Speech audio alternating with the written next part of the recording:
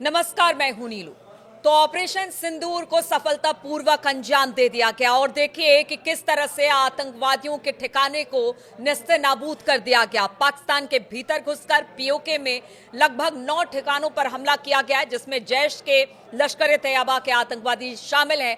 अब इसके बाद अगर इंटरनेशनल लेवल की बात की जाए, यानी कि जितने भी देश हैं इस वक्त भारत के साथ इस ऑपरेशन में खड़े दिखाई दे रहे हैं। अमेरिका ने तो कह दिया कि देखिए, हमें पहले से इस बात की जानकारी थी। और कौन कौन से देश हैं, किस तरह के बयान अब इन देशों की तरफ से आ रहे हैं इस ऑपरेशन को लेकर बातचीत करने के लिए मयंक मेरे साथ हैं। मयंक, हमने देखा कि जिस तरह से इस ऑपरेशन को अंजाम देने से पहले लगातार मीटिंगों और बैठकों का दौर जारी था। अलग अलग राजनयिकों के साथ मुलाकात हो रही थी। सभी को अपनी तरफ लेने की कोशिश भारत कर रहा था कि एक तरह से उनको बताया जाए कि क्या करने वाला है भारत। और साफ तौर से भारत ने कह दिया कि देखिए, इस बार सेना, पाकिस्तानी सेना नहीं है टारगेट पर, इस बार आवाम नहीं है अगर टारगेट पर तो वो आतंकवाद है। अब इसके बाद जो तमाम देश हैं वो भारत के साथ खड़े दिखाई दे रहे हैं और जो पाकिस्तान है अलग थलग दिखाई दे रहा है। किस तरह के बयान इस पूरे ऑपरेशन के बाद इंटरनेशनल सिनारियों में दिखाई दे रहे हैं, कहां से किस तरह के बयान आए, जरा बताइए। देखिए, इस ऑपरेशन के बाद, ऑपरेशन सिंदूर के बाद भारत ने जो पाकिस्तान पर एयर स्ट्राइक की है, इसके बाद जितने बड़े देश हैं, हाँ। सबको भारत की तरफ से इस हमले की, इस एयर स्ट्राइक की जानकारी दी गई है। और सबसे बड़ी बात निकल के आई है कि जिन भी देशों को भारत की तरफ से जानकारी दी गई, ज्यादातर देशों ने भारत का इसमें समर्थन किया है। देखिए, अगर हम रूस की बात करें तो जानकारी आ रही है कि भारत ने जो है रूस को इस पूरे एयर स्ट्राइक के बारे में जानकारी दी, जिसके बाद रूस ने भारत का समर्थन किया है। देखिए, ये बड़ी खबर है। अभी हाल ही में राष्ट्रपति जो व्लादिमीर पुतिन है, उन्होंने सोमवार को प्रधानमंत्री मोदी से फोन पर बात की थी और इस दौरान उन्होंने कहा था कि आतंकवाद के खिलाफ लड़ाई में रूस भारत के साथ खड़ा है और भारत का पूरा समर्थन है। इसके बाद उन्होंने यह भी कहा था कि दोषियों के खिलाफ सख्त कार्रवाई होनी चाहिए, उन्हें सजा मिलनी चाहिए। और इस एयर स्ट्राइक के बाद भारत ने एक बार फिर रूस को पूरे हमले की एयर स्ट्राइक की जानकारी दी है और रूस ने भारत की कार्रवाई का खुलकर समर्थन किया है। तो रूस हमारे साथ, भारत के साथ इस पूरे एक्शन में मजबूती से खड़ा है। अगर अमेरिका की बात करें तो भारत के जो एनएसए हैं, अजीत डोभाल, इन्होंने अमेरिका के जो विदेश मंत्री हैं, फॉरेन सेक्रेटरी जो हैं, उनसे, मार्को रूबियो, उनसे फोन पर बात की है। अमेरिका के एनएसए से फोन पर बात की है और बताया जा रहा है कि अमेरिका की तरफ से एक तो ये कहा गया है कि दोनों देशों को शांति बरतनी चाहिए और दूसरी तरफ राष्ट्रपति जो डोनाल्ड ट्रंप है, उनका बयान आया है कि हमें उम्मीद है कि ये बहुत जल्दी खत्म हो जाएगा। और अमेरिका ने भी लगातार ये कहा है कि भारत पे जो आतंकी एक्शन हुआ है, आतंकी हमला हुआ है, उसका विरोध करने का, उस पर कार्रवाई करने का भारत के पास अधिकार है। तो अमेरिका का भी इस ऑपरेशन में, अमेरिका का समर्थन भी भारत को हासिल हो चुका है। ये दोनों बड़ी खबर है। दो बड़े देश, अमेरिका और रूस, भारत के इस एक्शन में हमारे साथ खड़े हुए हैं। देखिए, इसके अलावा जिस तरह से ये एक्शन हुआ, कई इसमें सारी चीजें हैं। जैसे ईरान के विदेश मंत्री जो है वो पाकिस्तान के दौरे पर गए थे। लगातार ये खबरें आ रही थी कि यूएई और सऊदी जो है वो कोशिश कर रहे हैं कि किसी तरह से मामले को वो किया जाए। लेकिन उसके बाद भारत ने, यूएनएससी में भी जब मामला उठाया गया था तो आधे से ज्यादा मुस्लिम कंट्री के लोगों ने समर्थन ही भारत का समर्थन, बिल्कुल सही कह रहे हो आप। जितनी मुस्लिम कंट्रीज हैं, अधिकांश देशों ने भारत का समर्थन किया है और आतंकवादी हमला जो पहलगाम में हुआ, उसकी सख्त निंदा की है। इस समय हकीकत यह है कि पाकिस्तान इस पूरे मुद्दे को लेकर बिल्कुल अलग थलग पड़ा हुआ है। देखिए, शहबाज शरीफ जो पाकिस्तान के प्रधानमंत्री हैं, उनका बयान आया है। उन्होंने खुद कहा है कि पाकिस्तान में 5 जगहों पर हमले हुए हैं। ये शहबाज शरीफ का कहना है, जबकि भारतीय सेना का कहना है कि 9 जगह एयर स्ट्राइक हुई है।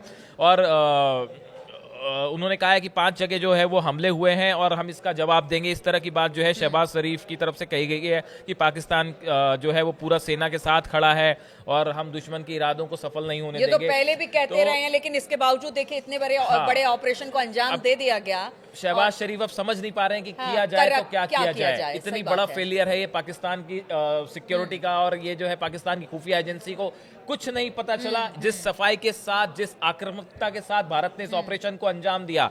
देखिए रात को ये कार्रवाई होती है जिसमें बताया जा रहा है कि करीब 100 से ज्यादा आतंकी जो हैं वो खबरें आ 100 रही क्या, हैं। ये भी आ रहा है कि 500 से 600, क्योंकि देखिए जिन जिन मदरसों पर या जिन हमले मस्जिदों हुए। पर हमले हुए वो तो आतंकियों का गढ़ था, वहां पर बड़ी उनको संख्या में ट्रेनिंग दी जाए हाँ। बड़ी संख्या में, यानी 500 से 600 आतंकवादी अभी थे। जब खबरें निकल के आएंगे, हाँ। सही कह रहे हो आप, जब पूरी खबरें निकल के आएंगे उसके बाद ये आंकड़ा जो है वो और बढ़ और सकता बढ़ेगा। है। और देखिए इस बार एक चीज और हुई है, पिछली बार जब भारत ने स्ट्राइक की थी तो उस स्ट्राइक पे तरह तरह के सवाल उठे कि एयर अच्छा। स्ट्राइक हुई है या नहीं हाँ। हुई है। इस बार पाकिस्तान के और पाकिस्तान ने सोशल चुप्पी मीडिया साध में रखी थी। अब इस बार तो पाकिस्तान के सोशल मीडिया को अगर आप देखें तो वहां सिर्फ इस समय भारत के हमले की तस्वीरें हैं। बिल्कुल। इस समय पाकिस्तान में हाहाकार मचा हुआ है।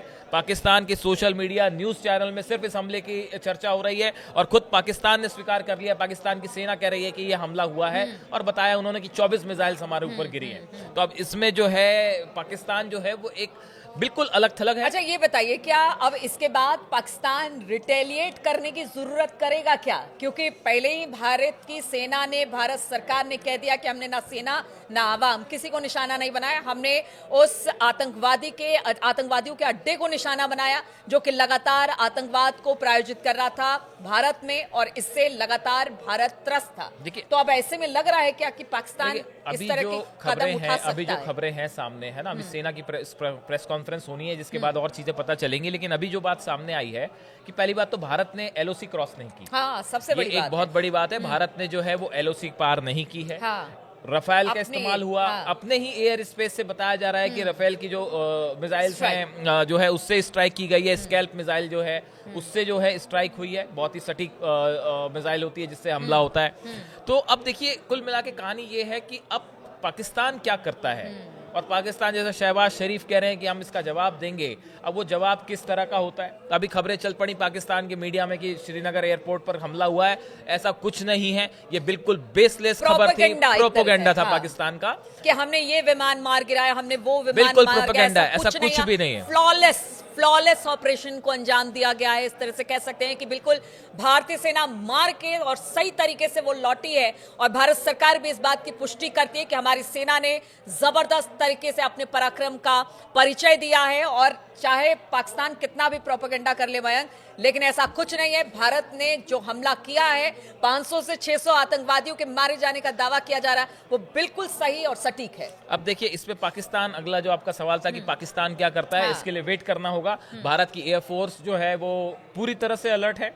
रफेल, सुखोई जो है वो सब इस समय भारत के बॉर्डर पे और एलओसी पे फ्लाई कर रहे हैं। और अगर किसी भी तरह की कोई भी हिमाकत अगर पाकिस्तान से होती है तो उसको करारा जवाब मिलेगा। बिल्कुल, तो पाकिस्तान की खैर नहीं। देखिए आतंकवादियों को निशाना बनाया भारत की सेना ने, और भारत की सेना ने ये बिल्कुल क्लियर कर दिया, रक्षा मंत्रालय की तरफ से क्लियर कर दिया गया कि हमने पाकिस्तानी सेना को नहीं छेड़ा है, आवाम को नहीं छेड़ा है, हमने उस आतंकवाद को निशाना बनाया है जिसकी जरूरत लंबे समय से थी। अब ऐसे में अगर पाकिस्तान हमला करता है तो भारतीय सेना तीनों थल जल नभ इस वक्त तैयार है, और फिर एक बड़ा जवाब, करारा जवाब पाकिस्तान को मिलेगा अगर पाकिस्तान की तरफ से हमला होता है। इस पर लगातार हमारी नजर बनी रहेगी। आप बने रहिए हमारे साथ।